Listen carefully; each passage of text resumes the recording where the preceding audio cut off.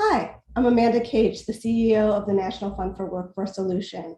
Welcome to the State of Our Workforce. Where are we now? This is an opportunity for us to go beyond the Department of Labor, Employment and Jobs numbers and explore the issues that are on the forefront of workforce development. Today, I have for guest Tom Strong, our Director of Employer Activation at the National Fund for Workforce Solutions. Hi, Tom. Good morning, Amanda. It's great to be here. So usually we talk about unemployment rates, and unemployment rates in this last cycle either declined slightly or showed little change. But the story this time around isn't about who's getting jobs, but who's leaving jobs. This time has been referred to as the Great Resignation. And as we've talked before, some of that has been around health and safety concerns. We know that there's been burnout in some industries where the workers really bore the brunt of the COVID pandemic. But what we're seeing is that across all fields, across all job levels, and across all industries, people are leaving their jobs. So Tom, what is this about? What's the pain point in the labor market?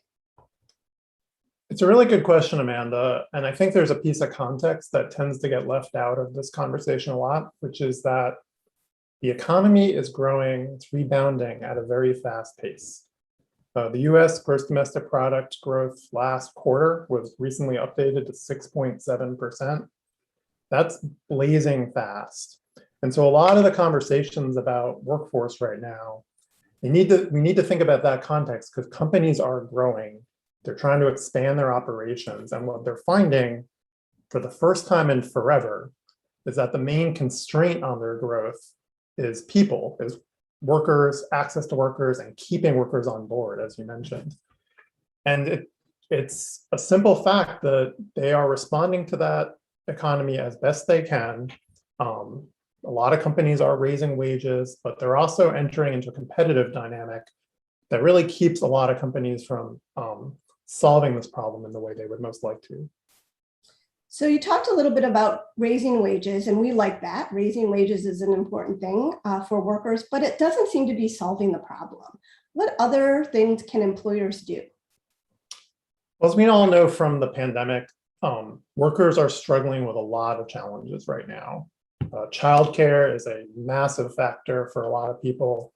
Healthcare, housing, transportation, all of these are still things that affect people's life on the workforce. And moreover, when a company is short-staffed, it can often lead to burnout and kind of emotional challenges for the workers who have stayed there. The most important thing for employers in this scenario is, as you said, raising wages, raising benefits is great, but ask your workers what they need.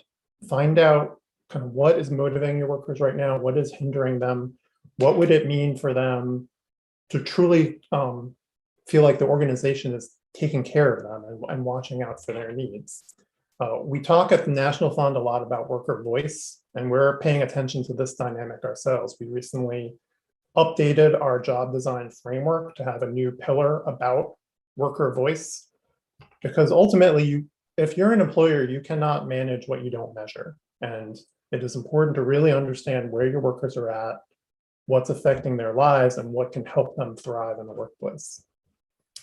You talked a little bit about employers trying to sort of catch up with this growth. And it seems like for some companies, the tactic is really to go for broke, right? How can they make up for lost time? How can they make sure they're taking advantage of these opportunities? But we know that what does it mean for the workers who are left behind, whether it's in the office or on the shop floor or in the classroom? What's their experience, and how can employers be responsive to that?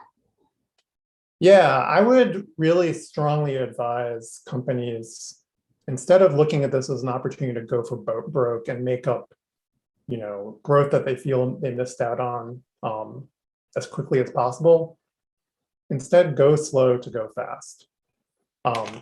There was a wonderful article in the Washington City paper this summer that compared the experiences of restaurants that were just trying to take as many customers as they could versus those that actually tried to manage their growth in line with their staffing levels. And what they found is that companies that managed their growth and sometimes said no, even when they had a table open because they didn't have enough servers, they were growing at a steadier pace And they were able to keep people from getting burned out. They were able to kind of manage their compensation and their benefits levels appropriately. It doesn't feel great because you're saying no to a customer, but sometimes that's actually what you need when you have such differing dynamics. And that gives your workplace a chance to really adapt to this new reality, and for ultimately for you to staff up to levels that make faster growth possible. One of the things that's really exciting in this moment is that we see more and more employers being creative and doing things that they may not have done in the past. I know we put out at the National Fund a series called Frontline Forward that talked about some of the things that companies were doing at the height of COVID. But what are some of the lessons that we can learn from those examples that might be helpful for other folks who are really grappling with this issue? Yeah, there are so many scare stories in the media right now about how companies are struggling. I think we tend to lose sight of the fact that a lot of companies are adapting to the new reality and are really creating thriving workplaces and thriving themselves because they have figured out how to adapt. One example that we profiled in our Frontline Forward series is the Carol Robertson Center, which is an early childhood center in Chicago. And during the height of the pandemic, Carol Robertson, they went from furloughing people to, having to manage staffing levels that just couldn't keep up.